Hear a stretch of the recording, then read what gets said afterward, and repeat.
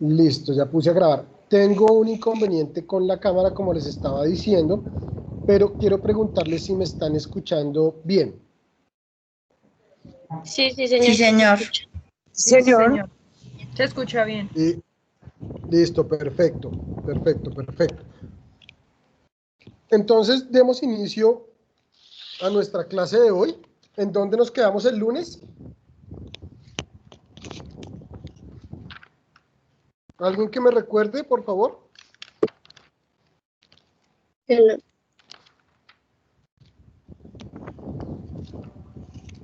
¿Alguien que me recuerde en qué quedamos el viernes? El lunes, perdón. Profe, Profe, estudiamos de la sentencia y hablamos un poquito del fuero de maternidad. Quedamos en la sentencia de Quedamos para entrar a... ¿Quedamos en la sentencia qué? O sea, quedamos para la clase del fuero de maternidad. Quedamos para ver la clase de fuera de maternidad, ¿cierto? En donde digamos que habíamos hablado y habíamos dejado la sentencia C005 del 2017, ¿cierto? sí, señor. Bueno, bien, bien, bien, bien. Bueno, entonces hoy digamos que vamos a terminar de ver estos fueros que nos trae la estabilidad laboral en cuanto a la maternidad y en cuanto a la discapacidad. Vean que nosotros el lunes hablamos de la sentencia donde por medio de el fuero reforzado en salud se le garantiza al trabajador que el empleador no lo pueda despedir mientras que está o tiene derecho a este fuero, ¿cierto? Razón o motivo por el cual, pues obviamente aparecían unas características que era que el trabajador tenía que tener alguna dificultad o una limitación médica. La segunda es que, por supuesto, el empleador conociera de tal situación médica que presentaba el trabajador. Y la tercera es que nos daba aplicación a cualquier modalidad de trabajo, pero también entendíamos que también este fuero reforzado en salud aplicaba a los contratos de prestación de servicios en relación civil, ¿sí? Y que pues obviamente de acuerdo a la ley 1618 del 2013, donde se le decía al empleador de que debía incluir laboralmente a esta clase de trabajadores con discapacidad, pues entendíamos que empezaban a salir y a respetarse este fuero reforzado en salud. Ahora bien, vemos que en materia laboral nos aparece otro fuero reforzado, que es el fuero de maternidad. Y miren, muchachos, que este fuero reforzado en maternidad, nosotros debemos ser claros en que este es un fuero que está establecido constitucionalmente, ¿cierto? Que está establecido en el artículo 43. Alguien que me ayude a recordar el artículo 43 de la Constitución Nacional, donde veíamos ahí que hablaban de igualdad, del derecho a igualdad de oportunidades entre hombres y mujeres, pero también ahí era muy importante porque era obligación del Estado brindar protección a la mujer que está en estado de embarazo. A ver, Karen, por favor.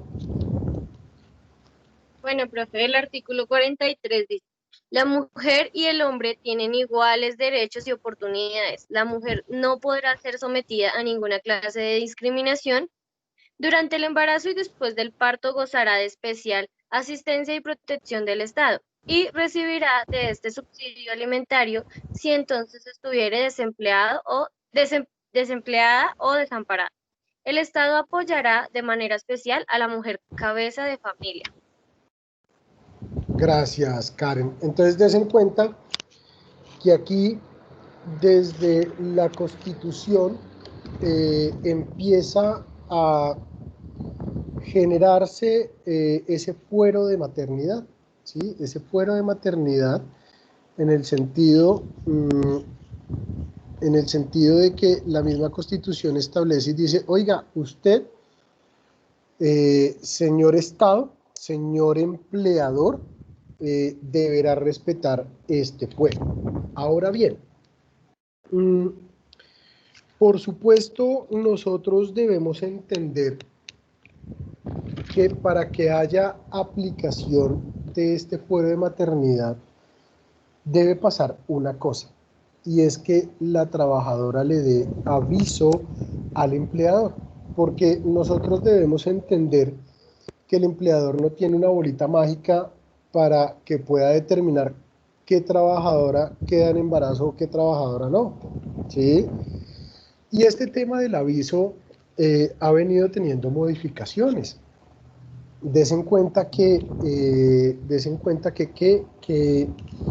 anteriormente la norma exigía que este aviso lo diera la trabajadora en estado de embarazo mediante escrito, ¿sí? Y debía llegarse una certificación médica, donde por supuesto constara cuántas semanas de embarazo tenía, y con esta notificación se entendía y empezaba a darse aplicación al fuero reforzado en maternidad, ¿sí? Y la jurisprudencia evolucionó, tal es así que tenemos la sentencia de unificación, la SU 070 del año 2013, donde ya se unificaron los criterios, ¿cierto? Porque entonces primero se decía que necesariamente era escrito, después se trató de hacer la evolución a que fuera verbal y escrito, y aquí ya simplemente la sentencia de unificación ha determinado que este fuero reforzado a la maternidad arranca con el aviso de la trabajadora, y este aviso puede ser verbal o escrito. No hay ningún inconveniente, ¿sí? ¿Y por qué quiero partir de este punto de vista o de esta premisa? Y es que cuando la mujer arranca a disfrutar del fuero de maternidad, sale la aplicación directa del artículo 239. Ayúdenme a leer el artículo 239, por favor. Karen. Ya voy, pero un momento que no lo tengo. ¿De la Constitución o del Código Sustantivo? No, 239 del Código Sustantivo, sí. Listo, profe, ¿lo puedo leer? Por favor, léelo. Prohibiciones del despido. Ninguna trabajadora puede ser despedida por motivos de embarazo o lactancia. Segundo, se presume que el despido se ha efectuado. Dame un segundo. ¿Quién me está hablando? Álzame la manito. Karen. Ya voy, profe. Karen, dame un segundo. Miren que aquí, o sea, nosotros vamos a darnos cuenta que este fuero reforzado en la maternidad comprende el periodo de gestación, la licencia de maternidad y la licencia de lactancia. Vamos a darnos cuenta que hay dos derechos extralegales o legales, perdón, frente a la circunstancia de la maternidad, que es la licencia de maternidad y la licencia de lactancia. Aquí, miren que la garantía va hasta la licencia de lactancia, ¿sí? Entonces hay una prohibición de que la trabajadora no puede ser despedida por motivo de embarazo o de lactancia. Sigue, Karen, por favor. 2. Segundo, se presume que el despido se ha efectuado por motivo de embarazo o lactancia, cuando ha tenido lugar dentro del periodo del embarazo, dentro de los 3 meses posteriores al parto y sin autorización de las autoridades de que trata el artículo siguiente. Entonces, miren que aquí debemos hacer una precisión. Y es que des en cuenta que este fuero no es absoluto, ¿sí? O sea, yo creo que terminaba diciendo la semana pasada, perdón, el lunes pasado, que efectivamente se puede terminar el contrato a una mujer en estado de embarazo. Y miren que la misma 239 nos está diciendo cómo se debe hacer. Obviamente, pues debe estar inmersa en una justa causa y debe tener autorización del inspector del trabajo. Si el empleador no hace caso omiso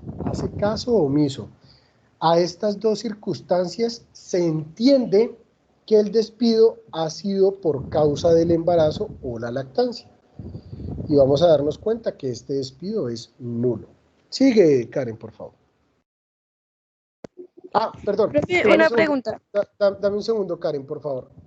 La segunda precisión que quiero hacer, álcenme la mano para poder darle la palabra, por favor. La segunda precisión que quiero hacer es que debemos entender cuando habla dentro de los 3 meses posteriores al parto, está hablando de la licencia de maternidad, que ya no son 3 meses, sino que son ahora 4 meses y medio, porque la licencia de maternidad son 18 semanas. A partir del año 2017. Entonces, este numeral segundo deberemos entenderlo, entendiendo que cuando ha tenido lugar dentro del periodo del embarazo y dentro de las 18 semanas posteriores al parto, ¿sí? Que debemos entender que es la licencia de maternidad. Dime, Natalia.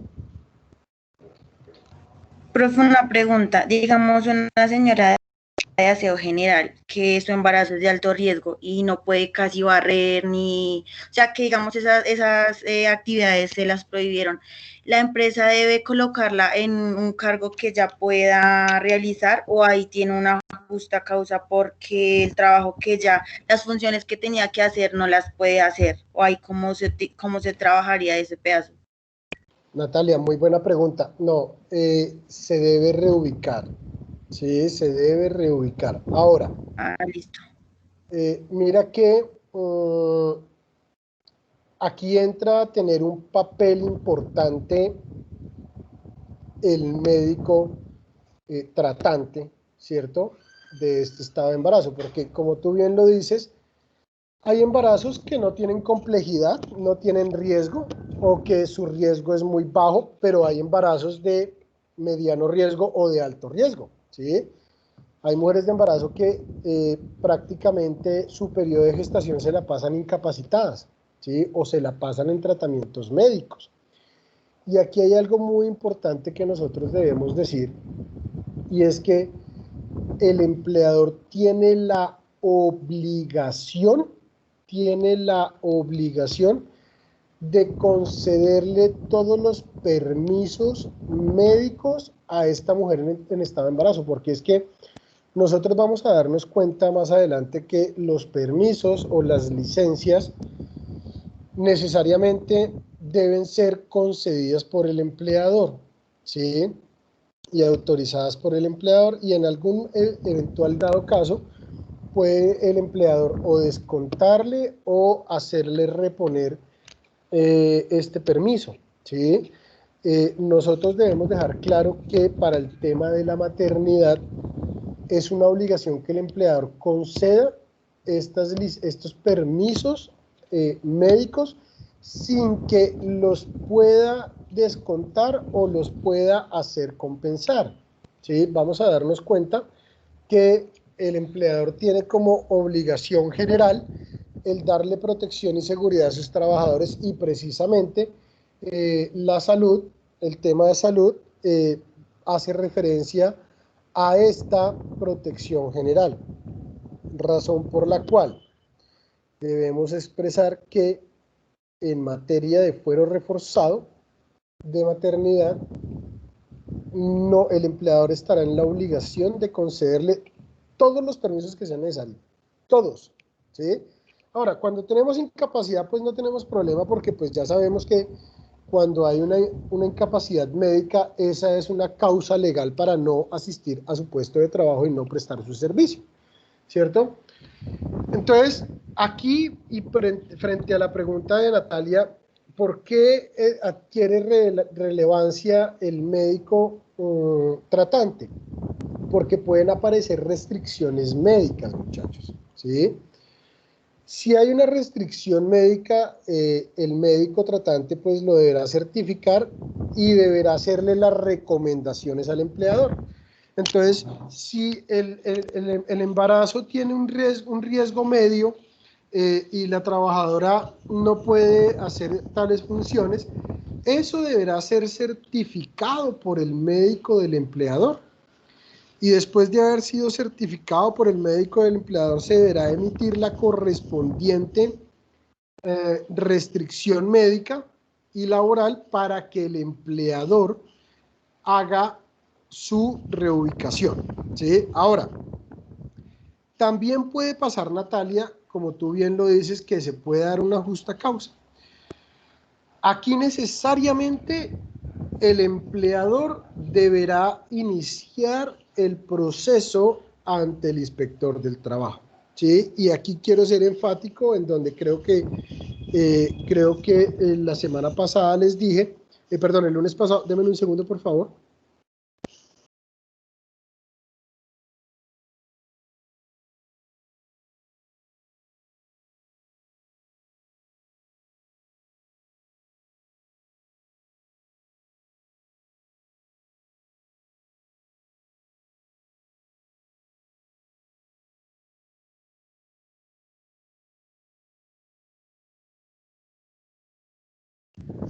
Entonces, muchachos, estaba diciendo que aquí esta autoridad administrativa que es poco proactiva, para este evento sí es muy garantista, porque dentro de mi experiencia laboral no he conocido el primer caso que la autoridad del trabajo levante el fuero a la maternidad, ¿sí?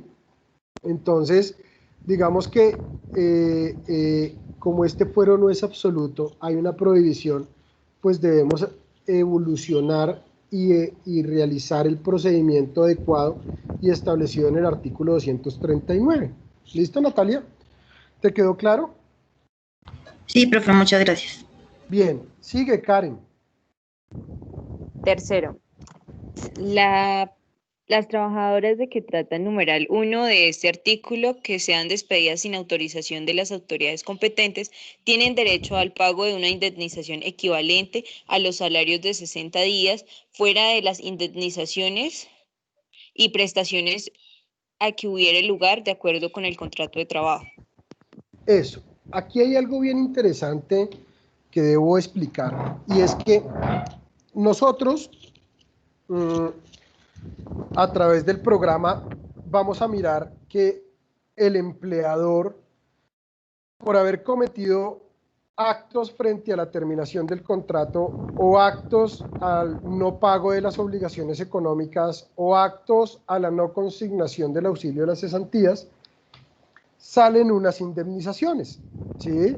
Entonces vamos a ver la indemnización del artículo 64, que es la consistente en la terminación unilateral y sin justa causa por parte del empleador, o sea, no hay una causa general o no hay una justa causa, y lo único que dice la norma es, usted puede despedirlo, pero debe pagarle daños y perjuicios causados al trabajador, ¿cierto? Entonces esta es la primera indemnización. La segunda indemnización que nosotros vamos a ver es la indemnización moratoria, que es, obviamente, como su nombre lo está diciendo, cuando hay mora en el pago, ¿cierto? Y la tercera indemnización es la del artículo 99 de la ley 50, que es la de la no consignación del auxilio de cesantías, que pues cuando lleguemos allá lo vamos a ver, ¿cierto? Pero miren que aquí está diciendo la norma que, aparte de las indemnizaciones, de estas tres indemnizaciones que pueda tener lugar esa trabajadora en estado de embarazo, por el hecho de haberla despedido sin tener los requisitos establecidos, deberá indemnizarla con 60 días de salario. O sea, hay una indemnización adicional establecida que son 60 días de salario. Sigue, Karen. Cuarto, en el caso de la mujer trabajadora, además, tendrá derecho al pago de las 14 semanas de descanso remunerado a que hace referencia la presente ley. Si no ha disfrutado de su licencia por maternidad, en caso de parto múltiple, tendrá derecho al pago de 2 semanas adicionales y en caso de que el hijo sea prematuro, al pago de la diferencia del tiempo entre la fecha del alumbramiento y el nacimiento a término. Eso, ojo, ojo porque aquí des en cuenta que sale otra indemnización, ¿sí? Entendida a que ya vamos a darnos cuenta que la licencia de maternidad es una licencia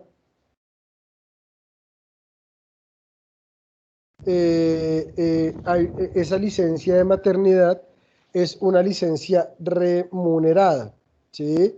Entonces, aquí debemos tener en cuenta que si hay un despido, pues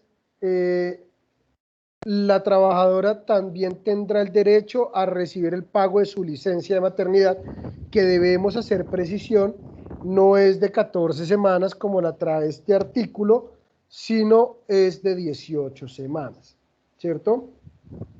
Ahora, acá debemos entender que esas 18 semanas es cuando la mujer en estado de embarazo, en su alumbramiento, nace un solo hijo.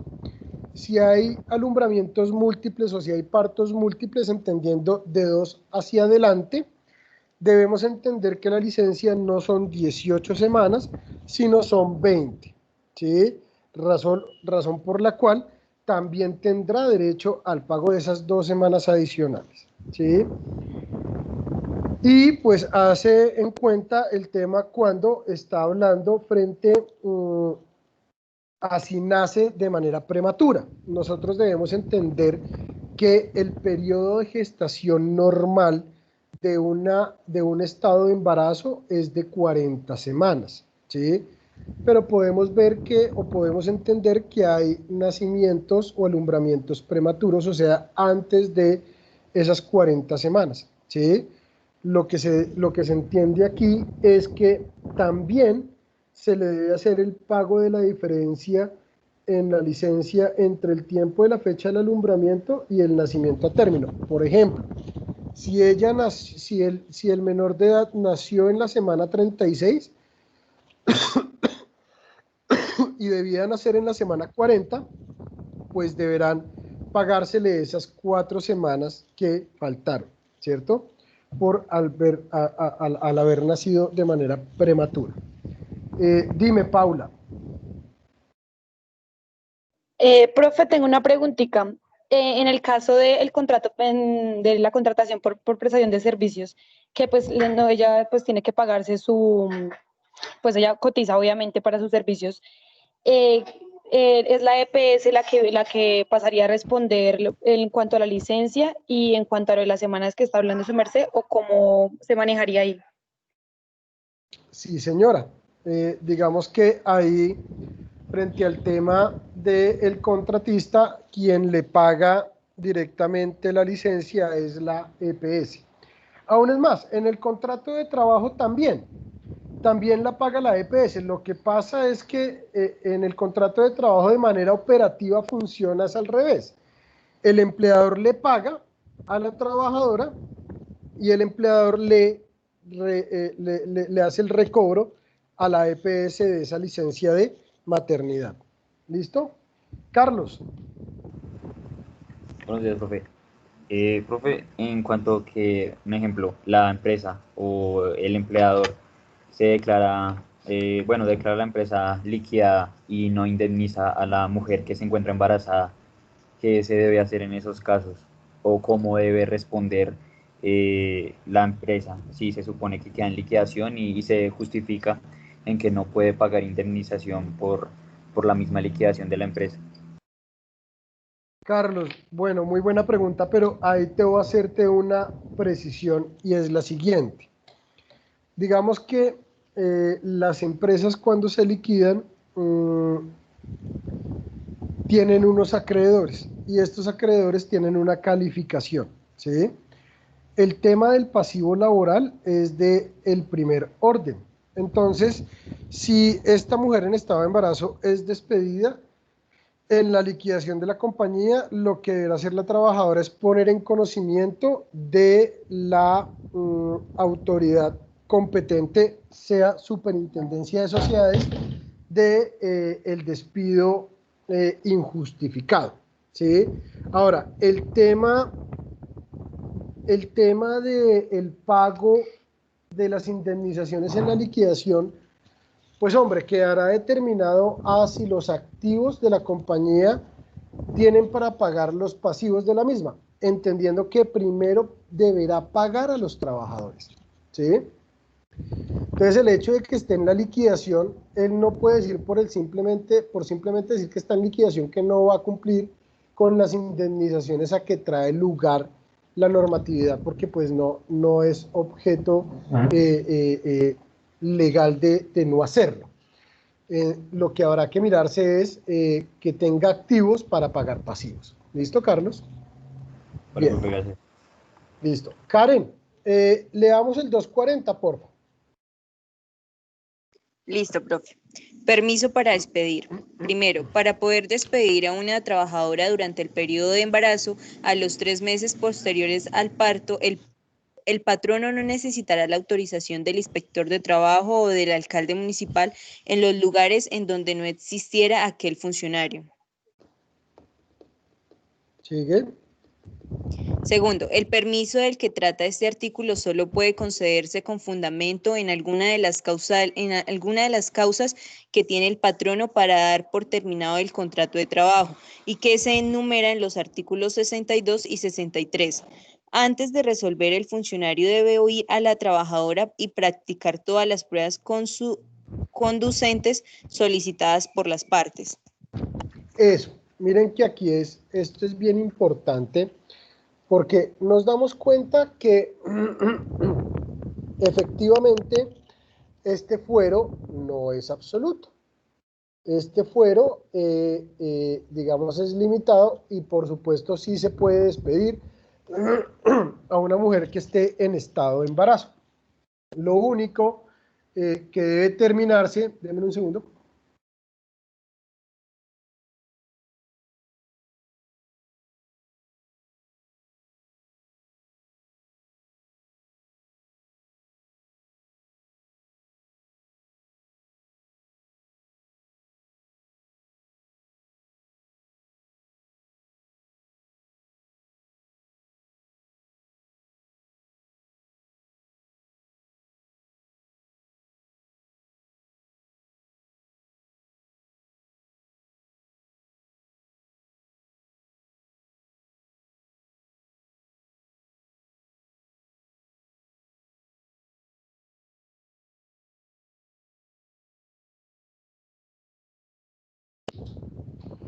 Perdón, muchachos, es que había como un problema. Entonces, ¿ahí me están escuchando? Sí, señor. Sí, señor. Gracias. Listo, perfecto. Entonces, estaba diciendo que este no es un fuero absoluto, sino que, pues por supuesto, si hay una justa causa establecida en el numeral 60, en el artículo 62 o en el artículo 63 del Código Sustantivo, podrá darse la primera, que es, ya está la justa causa, y esa deberá ser llevada al inspector del trabajo, y el inspector obviamente en su parte operativa, miren que, como lo dice la norma, escucha a la trabajadora, miran las pruebas, y él determina si la justa causa da motivo para que se le extinga el contrato de trabajo y se le levante el fuero, ¿sí? Pero pues obviamente debe ser autorizado por el inspector del trabajo. Si no hay autorización por parte del inspector del trabajo, des en cuenta que la norma establece que ese despido es totalmente nulo, ¿sí? Y pues al hacer el despido nulo, lo que debe pasar es que debe haber un reintegro de manera inmediata a la trabajadora. Ahora, nosotros podemos entender que ese reintegro a la trabajadora lo puede buscar de dos formas.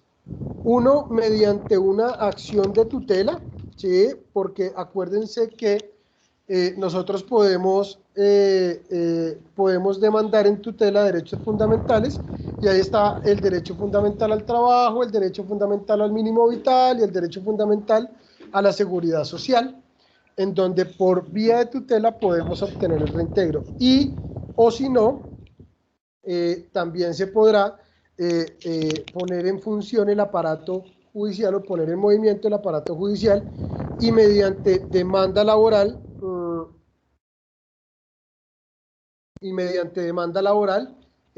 poder buscar el reintegro de esta mujer en estado de embarazo. Porque miren que nosotros debemos entender, ¿cierto?, que este reintegro es la garantía y la protección que se le da a esta mujer en estado de embarazo para que el empleador no la pueda despedir, obviamente sin los requisitos establecidos por la ley, ¿sí? Y miren que aquí aparece algo bien interesante, o bueno, no, vamos a continuar y la sentencia la hablamos más adelante. Y miren que esto es bien interesante porque también este fuero reforzado en la maternidad también aplica a los contratistas, como les venía diciendo, ¿cierto? Entonces, ha venido evolucionando la jurisprudencia frente a este fuero reforzado, ¿sí? Y miren que aquí empezamos a hablar de los derechos que le nacen a esta madre en estado de embarazo con el alumbramiento, y el primero es lo que les estaba diciendo, la licencia de maternidad. Si quieres, Karen, ¿me ayudas con el 236, por favor? Sí, señor. Licencia en la época del parto e incentivos para la adecuada atención y el cuidado del recién nacido. Primero, toda trabajadora en estado de embarazo tiene derecho a una licencia de 18 semanas en la época del parto, remunerada con el salario que devengue al momento de iniciar su licencia. Segundo, si se tratare de un salario que no sea fijo, como en el caso del trabajo de destajo o por tarea, se tomará en cuenta el salario promedio devengado por la trabajadora en el último año de servicio o en todo el tiempo si fuere menor. Tercero, para los efectos de la licencia de que trata este artículo, la trabajadora debe presentar al empleador un certificado médico en el cual debe constar, primero, el estado de embarazo de la trabajadora; B, la indicación del día probable del parto; C, la indicación del día desde el cual debe empezar la licencia, teniendo en cuenta que por lo menos ha de iniciarse 2 semanas antes del parto. Los beneficios incluidos en este artículo y en el artículo 239 de la presente ley no excluyen a los trabajadores del sector público. Cuarto, todas las provisiones y garantías establecidas en la presente ley para la madre biológica se hacen extensivas en los mismos términos y en cuanto fuere procedente a la madre adoptante o al padre que quede a cargo del recién nacido sin apoyo de la madre, sea por enfermedad o muerte. Asimismo, asimilando la fecha del parto a la de la entrega oficial del menor que se ha adoptado o del que adquiere custodia justo después del nacimiento. En ese sentido, la licencia materna se extiende al padre en caso de fallecimiento o enfermedad de la madre. El empleador del padre del niño le concede una licencia de duración equivalente al tiempo que falta para expirar el periodo de la licencia posterior al parto concedida a la madre.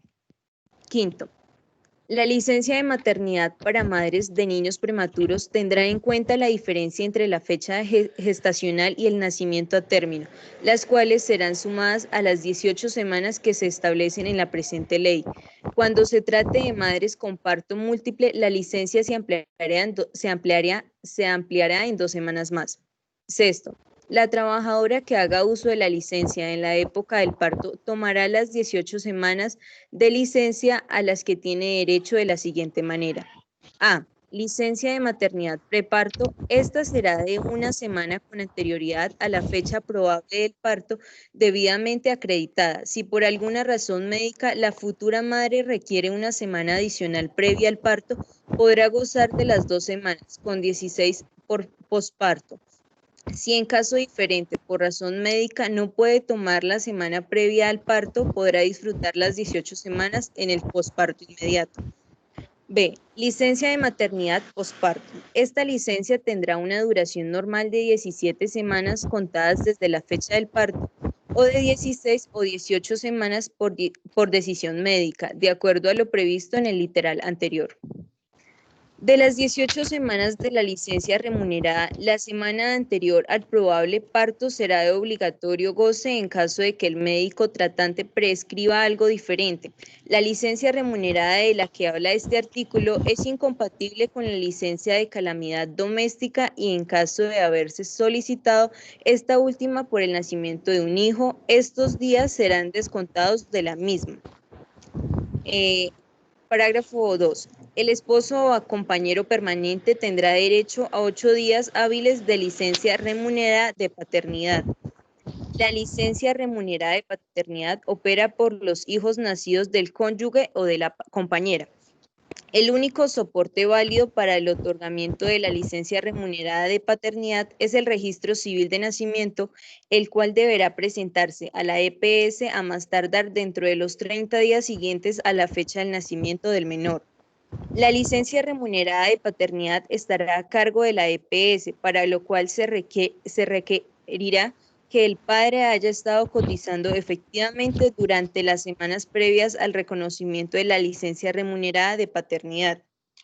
Se autoriza al Gobierno Nacional para que el caso de los niños prematuros y adoptivos se aplique en los establecidos en el presente parágrafo. Parágrafo 3. Para efectos de la aplicación del número 5 del presente artículo, se deberá anexar al certificado del nacido vivo y la certificación expedirá por el médico tratante en la cual se identifique diferencia entre la edad gestacional y el nacimiento a término, con el fin de determinar en cuántas semanas se debe ampliar la licencia de maternidad o determinar la multiplicidad en el embarazo. El Ministerio de Salud reglamentará en un término no superior a 6 meses contados a partir de la expedición de la presente ley, la concerniente al contenido del certificado de que trata este parágrafo y fijará los criterios médicos a ser tenidos en cuenta por el médico tratante a efectos de expedirla. Ya, profe. Eso, Karen, muchísimas gracias. Des en cuenta que este es un derecho bastante amplio y miren que concurren para la madre y el padre estas licencias, o sea, se les otorga licencia de maternidad y licencia de paternidad a cada uno de ellos, obviamente en términos y en condiciones diferentes, ¿cierto? Cuando nosotros hablamos de la licencia de maternidad, debemos entender que esta es una licencia donde la norma lo que ha determinado es concederle un periodo de tiempo a esta madre para que esté en los primeros meses de vida con su menor de edad o con su bebé para que pueda estar con él y apoyarlo, amamantarlo y darle pues toda su protección al mismo. ¿Sí? Y esta licencia de maternidad claramente, como ya lo dije, es remunerada, ¿sí? Y ha venido evolucionando normativa y jurisprudencialmente.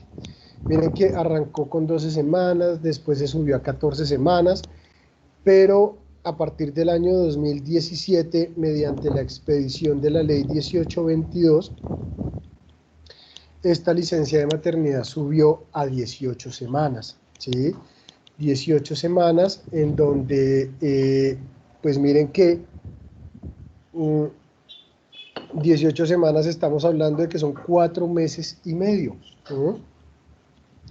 En donde pues ya esta mujer en estado de embarazo tiene la posibilidad de tener a su hijo por más tiempo.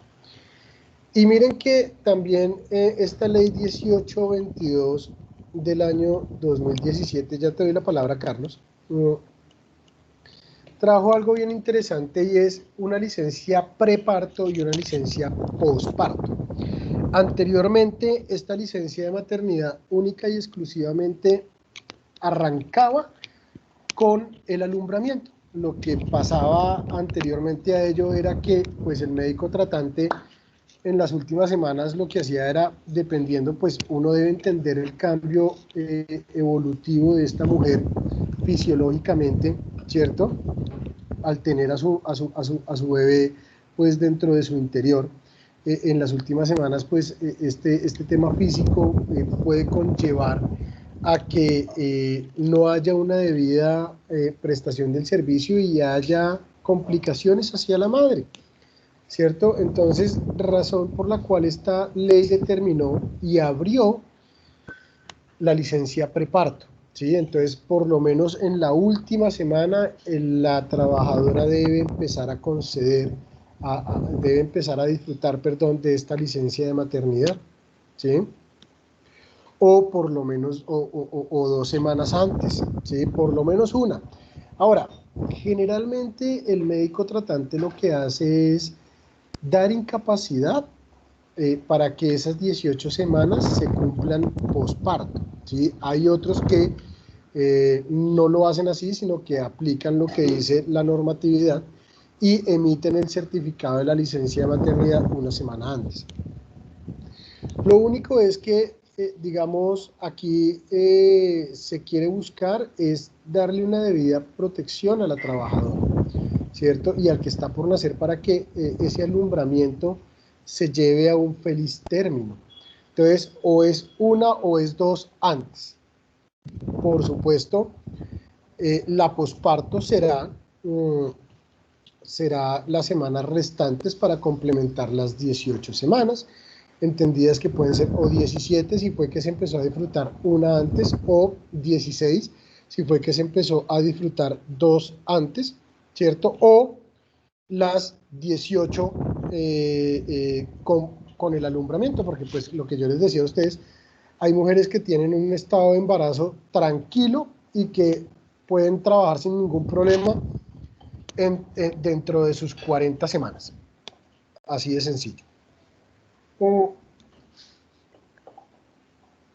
Y obviamente hace extensiva esta licencia de maternidad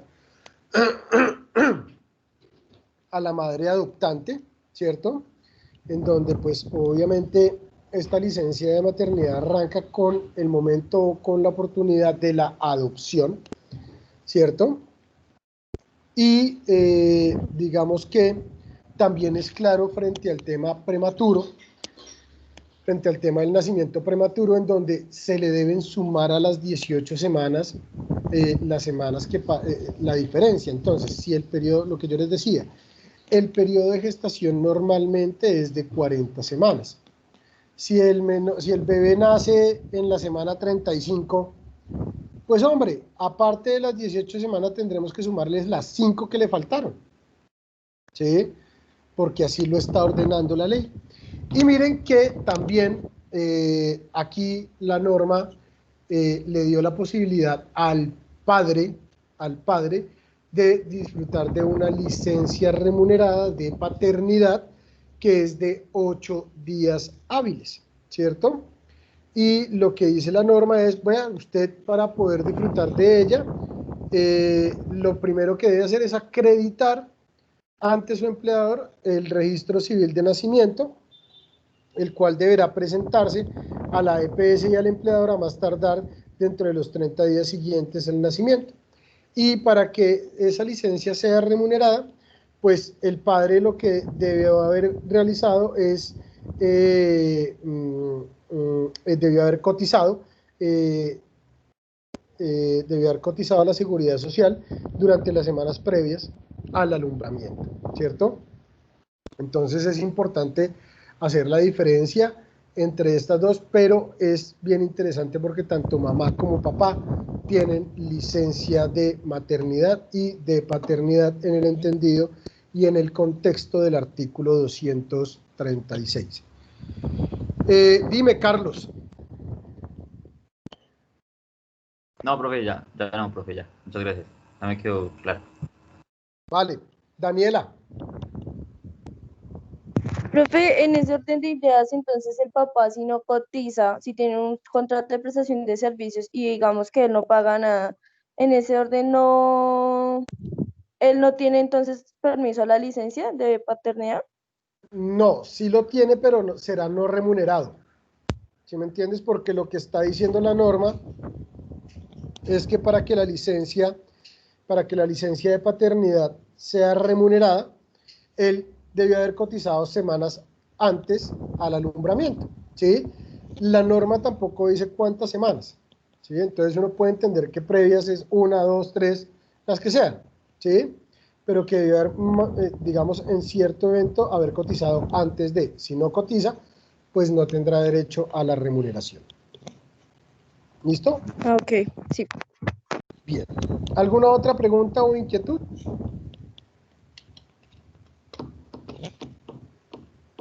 Dime, Paula. Acuérdense que ustedes deben activar cámara, muchachos. Si pueden activarla, actívenla. Profe, disculpe, yo tengo una preguntita. Es que yo vi en el video, me parece que en el video que su merced envió, ahí decían que, digamos, en caso de que la mujer esté embarazada pero está desempleada, entonces digamos que, es que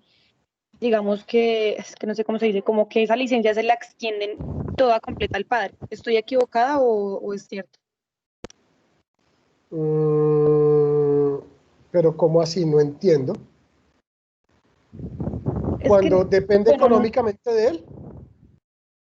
exactamente, sí, en ese caso. Bueno, eso, Paula, es precisamente lo que vamos a hablar ahorita de la sentencia, ¿cierto? Entonces ya ahorita tocamos ese tema. Dime, Carlos. Están golpeando.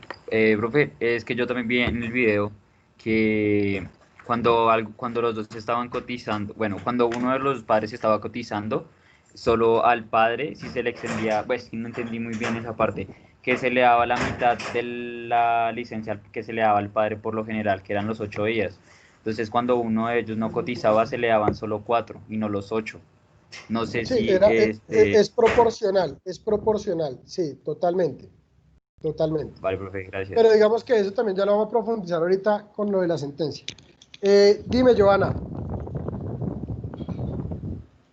Es que también había una parte, digamos, ya creo que eso hacía parte del análisis, donde decía que ahí se venía como a observar si la mujer pues, en estado de embarazo venía a ser beneficiaria como del compañero pues sentimental, por decirlo así.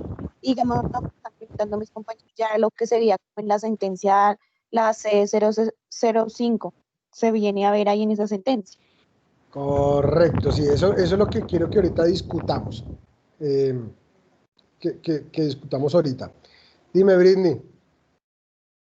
Profe, tengo una pregunta. Cuando, digamos, son dos gemelos o mellizos, entonces a la madre le dan el mismo tiempo, ¿sí? De las semanas No, de... cuando son dos hijos, la licencia son 20 semanas, porque date cuenta que lo que está diciendo la norma es 18 semanas, entendiendo por un hijo, pero cuando es múltiple el parto, se le debe sumar 2 semanas más. ¿Sí? Sí, profe. Y digamos, al padre también le dan los 8 días nomás o también le suman No, más. al padre solo 8 días, no más. Profe, pero digamos en el video decía que cuando eran bebés canguros. O sea, pero bueno, ahí no lo termina, solamente nombra, pero hasta ahí llega. Pero dicen que cuando son bebés canguros, o sea, ¿cuánto tiempo le dan a un padre? Porque la madre podría cargar solamente a un bebé y al otro. Pero, pues, digamos que ahí pasan varias cosas, Britney. Y es que la licencia, si tú te das cuenta, la licencia de paternidad está estableciendo solo 8 días hábiles, ¿sí? Y la licencia de paternidad no habla nada de, como sí lo dice la licencia de maternidad, en el sentido de que si son hijos múltiples o alumbramientos múltiples, se le suman 2 semanas más. Ahora, ¿qué es lo que pasa acá? Ahí se puede incapacitar al padre, porque es que por condición médica y pues obviamente viendo que hay hijos múltiples y requieren de la ayuda del padre, el médico puede extender la incapacidad al padre, ¿sí? Y entonces, pues el padre estará acompañando a su otro hijo que necesite de su ayuda. ¿Listo, Britney? Sí, señor, profe. O sea, sí se extiende. Gracias, profe.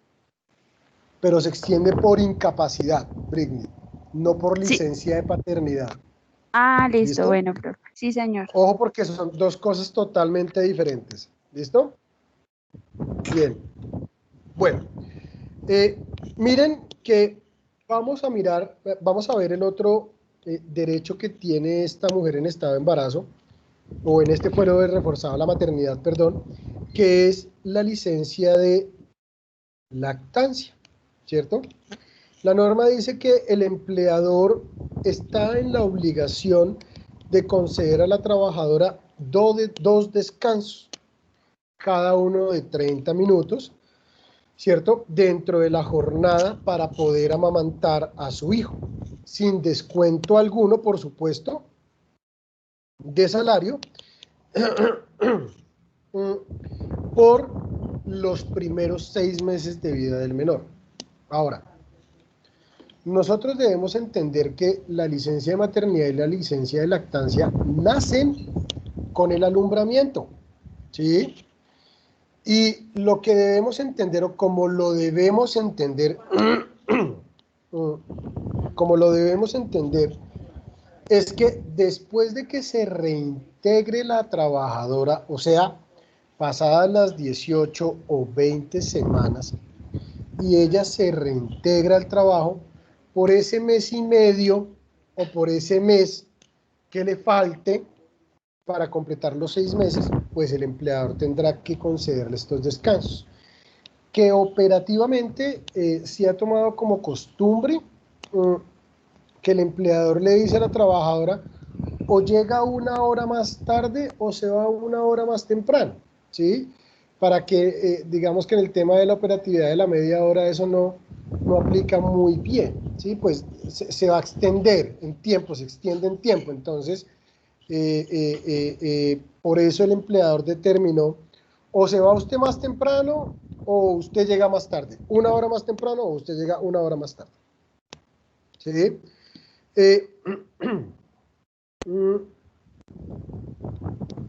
Entonces miren que esta licencia de lactancia, pues obviamente como su nombre lo trae, es para que la madre pueda amamantar a su hijo, ¿sí? Y des en cuenta que si conjugamos esto con el artículo 239, miren que la prohibición de despido, según el numeral primero, dice: ninguna trabajadora puede ser despedida por motivo de embarazo y lactancia, ¿cierto? Entonces, esto es algo muy importante, muy importante.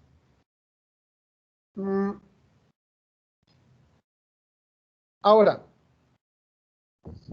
puede pasar que ese número de descansos, ¿cierto? O sea, ese número de descansos de 30 minutos pueda ser mayor, y será por necesidades, digamos, o razones médicas y certificadas que se le deben presentar al empleador. Entonces, en este orden de ideas, pues, el empleador deberá acceder a conceder más descansos de los que se establece en la norma, como los dos que hemos visto, media hora en la mañana y media hora en la tarde, pero esto debe estar debidamente justificado por el médico tratante de la trabajadora, ¿sí?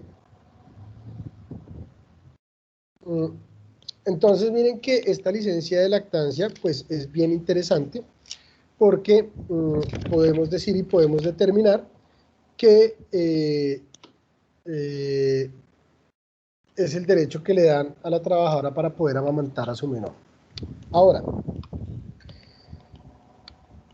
aquí nos habla el artículo 237 del Código Sustantivo, nos habla del descanso remunerado cuando se presenta un aborto, ¿cierto? O un alumbramiento no viable de ese menor. Y lo que dice la norma es que cuando pasen alguno de estos dos casos, que sea un aborto o que sea un alumbramiento prematuro, un parto prematuro no viable, la norma dice que se le deberá conceder una licencia remunerada, por supuesto, de 2 a 4 semanas, ¿cierto? Y que esa licencia remunerada de 2 a 4 semanas, pues obviamente lo va a disponer el médico, porque el médico, o sea, el médico y la trabajadora deben presentarle al empleador una certificación donde conste primero que la trabajadora tuvo un aborto o tuvo un parto prematuro no viable, ¿cierto? Y segundo, debe indicar el tiempo de reposo que necesita la trabajadora, entendiendo que el tiempo máximo de esta licencia de este descanso, perdón, es de 4 semanas, ¿cierto? Es de 2 a 4 semanas. Entonces, el médico es quien será el encargado de determinarle al empleador ese descanso. ¿Listo? Bien. ¿Hasta aquí hay alguna pregunta, muchachos? Bueno, sigamos. Miren que aquí hay algo bien interesante, y es que empiezan a hablarse de la extensión de esos fueros, ¿cierto? Y entonces dentro de las diferentes sentencias que ustedes tienen en el campus virtual, se ha podido establecer que, obvio, esto arrancó a la mujer con contrato de trabajo, pero fue extensivo ahora a la contratista que tiene una relación civil bajo un contrato de prestación de servicios. Pero miren, y aquí quiero escuchar unas intervenciones concretas, pongamos 4 estudiantes, frente a la sentencia C005 del 2017, porque aquí hay una extensión adicional, ¿cierto? A ver, entonces, Daniela, Sebastián, ¿quién más va a intervenir? Tengo a Daniela, Sebastián. Bueno, los otros dos los escojo yo. Arranquemos, Daniela. Bueno, profe, buenos días. ¿Cómo La estás?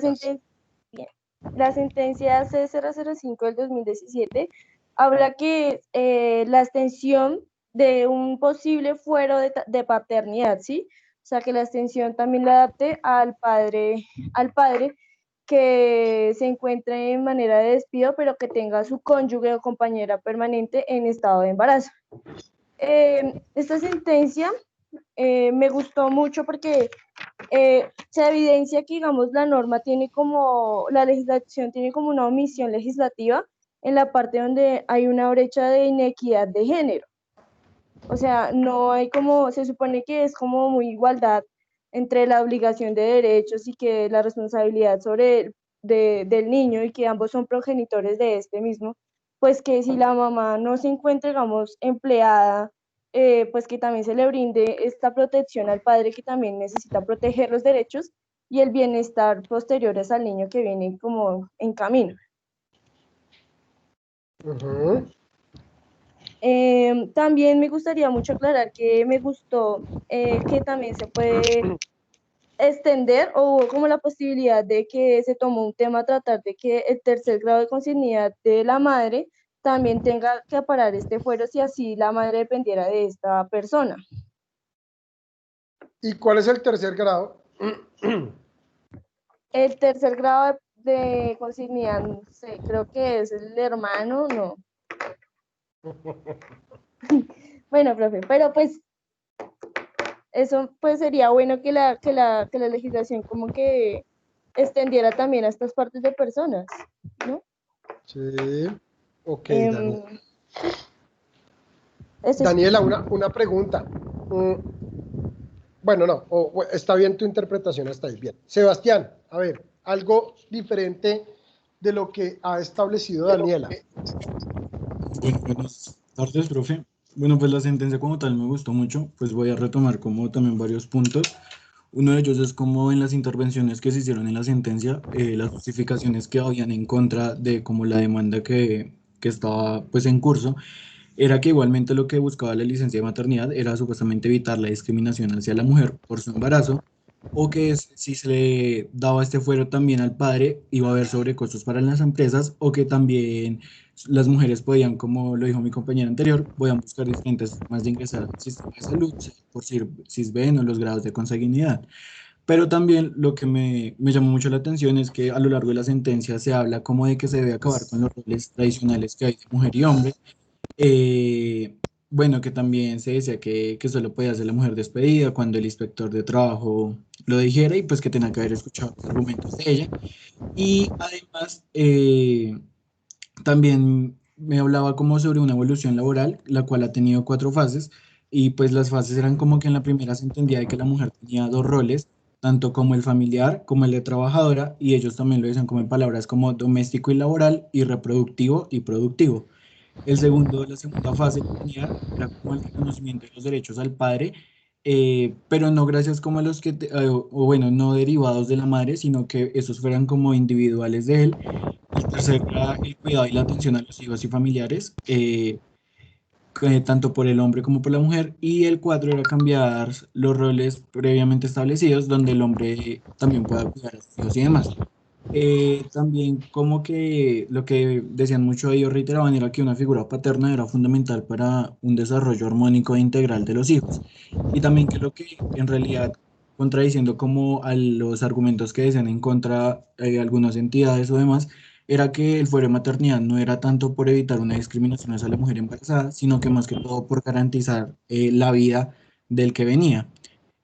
También algo que me llamó la atención porque no lo había escuchado, bueno, no sabía de esto, es que cuando muchos decían que la Corte no tenía como por qué actuar en este caso, debido a que eso era, lo tenía que hacer el legislador. Entonces ahí la Corte establece que hay un silencio, y que hay un silencio como absoluto y un silencio relativo, que solamente la Corte podrá actuar en el silencio relativo, que para ellos era este caso, por lo que ya, por decirlo así, había una parte de la norma, pero había otra que se había como, se había ignorado, y pues que en un silencio absoluto sí, eso era solo parte del legislador. Entonces decía que hay 3 casos donde como tal la Corte podía actuar, que es cuando se daba una ley que beneficia a unos y afecta a otros, otra cuando se excluye una parte de la sociedad, y otra cuando se emite un elemento esencial de la Constitución. Eh, bueno, ya como para finalizar, dice que prevalece el niño en cualquiera de los casos, lo que prevalece es el niño en cualquiera de los casos de que sea una trabajadora o no esté ejerciendo ninguna labor, que es importante siempre la relación materna y paterna filial, y que no se puede considerar de que el padre tiene derechos derivados de la madre, como le dije anteriormente, sino que en realidad sus derechos van como trabajador subordinado y demás. No consideran, bueno, al final terminan considerando válidas las justificaciones que eran en contra. Y, bueno, también ahí hicieron como, hicieron acotación sobre de que uno debe tratar, de que había una como, ¿cómo se dice esto? Como una doctrina de que uno debe tratar iguales con iguales y a desiguales con desiguales, pero hacían referencia a que esto no es como comparar el uno y el otro, sino en realidad, y definir eso así como por encima, sino que en realidad se debería mirar es como si las desigualdades o las igualdades, lo igual que tenían, los podía hacer en serio totalmente diferentes. Pues también hubieron 3 salvamentos de votos, donde más que todo se argumentaba era que era ausencia absoluta o como tal por parte del legislador, entonces que la Corte no debía actuar, o que también que lo que se debía proteger era la mujer y a la familia, por ende entonces se estructuraba maternidad más no por el padre. Y ya, profe, básicamente fue eso. Ok, bien, ¿no? Perfecto. Gracias, Sebastián. A ver, Joana. Profe, yo no sé si yo esté malo, o sea, leí la sentencia que no era algo, pero es que yo leí como una parte que decía que, o sea, todo esto también se debía que a la mujer se le da como cierta protección, pero al hombre como tal no. ¿Por qué? Porque de pronto se veía el caso en que el hombre, el sustento de la madre era el hombre, ¿sí? Y el hombre muchas veces lo despedían sin razón alguna. Entonces él como que decía eso que eso también como que el fuero de maternidad se le diera al padre cuando la madre dependiera totalmente del padre. Entonces aquí se viene a ver lo que pues había dicho anteriormente, que decía que se viene como que a ver esto si es real, en qué momento empieza la cotización y se ve como que la madre es beneficiaria totalmente del padre. Entonces, no sé si este tema, profe. Bien, Joana, no estás mal. A ver, Daniela. No, profe, pues yo iba a aclarar eso también que acaba de decir mi compañera, que hay como una cierta discriminación por parte de los hombres, como si ellos no hicieran también parte del núcleo familiar. Entonces, pues sí, básicamente lo que dijo mi compañera. Bien, bueno, miren que aquí hay que hacer una precisión o complementar su intervención. Dime, Karen. Profe, es que yo quería aceptar aquí en este punto la relación que tiene en este caso la OIT sobre que hablan de la igualdad de oportunidades que debe haber entre los trabajadores y trabajadoras con responsabilidades familiares. Eso era lo que quería decir, porque ya lo dijeron mis compañeros.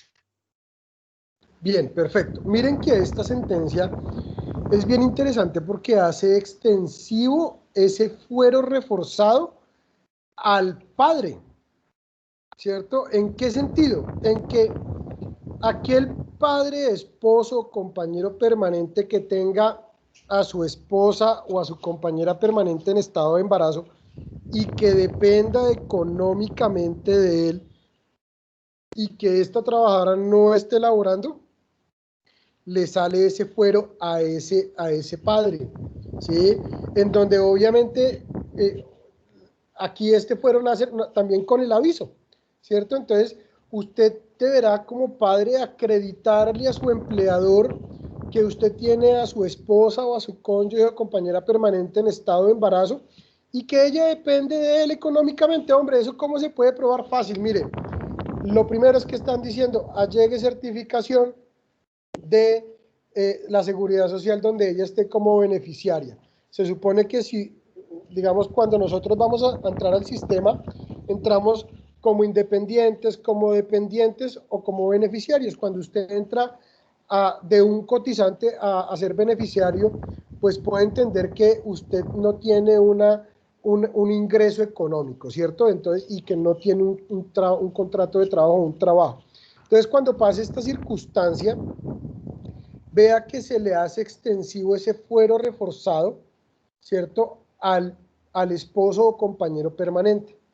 De no ser despedido y aplica tal como para la mujer, a no ser despedido dentro del periodo de gestación y hasta la licencia de lactancia, ¿sí?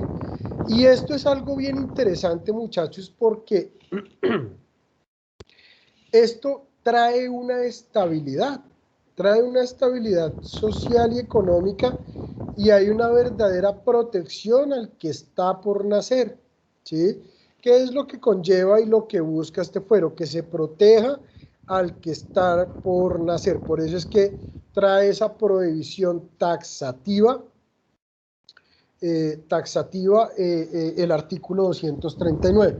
Pero entonces des en cuenta, muchachos, que cada vez lo que hace la norma y la jurisprudencia es evolucionar en este fuero reforzado de maternidad que ahora podemos entender que aplica y se extiende al padre o al esposo cuando su esposa o compañera permanente está en estado de embarazo y depende económicamente de él. Es una garantía bien importante y acertada en mi sentir.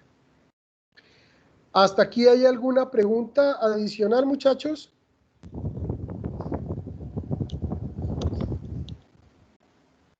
No, señor. Bueno, nosotros somos cuarto A, ¿cierto, muchachos? Sí, señor. Sí, señor. Sí, profe. Bueno, quiero informarles que de hoy en 8 tenemos, acá dice cuarto A, tenemos 9 de septiembre, tenemos el primer examen, si es de hoy en 8, ¿cierto? Entonces, el examen lo vamos a hacer hasta el tema de hoy. ¿Listo?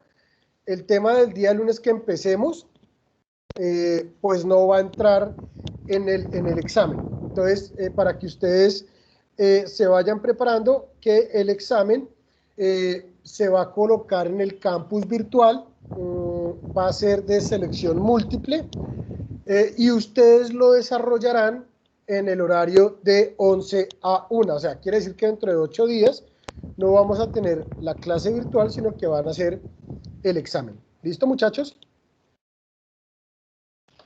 Sí, señor. Listo, profe. Bueno, Sí, profe. señor. ¿Alguna otra pregunta, muchachos? No, no, señor. No, doctor, ninguna pregunta. Entonces, el parcial es de acuerdo a lo que hemos visto hasta hoy, ¿cierto, doctor? Sí, hasta hoy. ¿Listo? Entonces, vamos a dejar acá, hasta aquí vamos a dejar la clase el día de hoy y nos vemos el siguiente lunes. Entonces, que tengan una feliz tarde. Profe, Dime, ¿quién me no, habla? profe, pues no era yo, Diana Corredor. Profe, no era como tal el tema de, pues el que estamos viendo ahorita, sino respecto al decreto que salió fue el 1174 del 2020, pero pues no sé si eso lo trataríamos después o algo así. Sí, eso vamos evolucionándolo más adelante, Diana. Listo, profe. ¿Listo? Una pregunta, ¿Quién me habla? Jenny Jaime. Dime, Jenny. Profe, ¿en el parcial van a entrar las dos sentencias que hemos analizado? ¿Qué crees? Dígame, profe, es que no lo entendí. Claro que sí. Entra Ah, todo lo que hemos visto. Bueno, profe, muchas gracias. ¿Cierto? Eso, listo, perfecto. Entonces,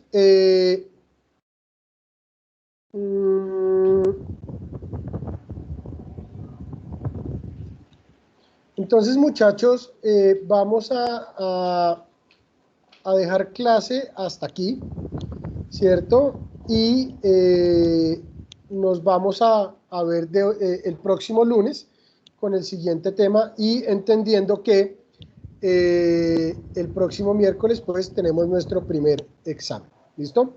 Entonces les deseo una feliz tarde y que estén muy bien. Gracias, Gracias, profe. Bueno, Gracias, profe. Gracias. Chao. Hasta luego. Gracias, profe. Gracias, profesor. Feliz tarde. Feliz tarde. Gracias, profe. Buen día.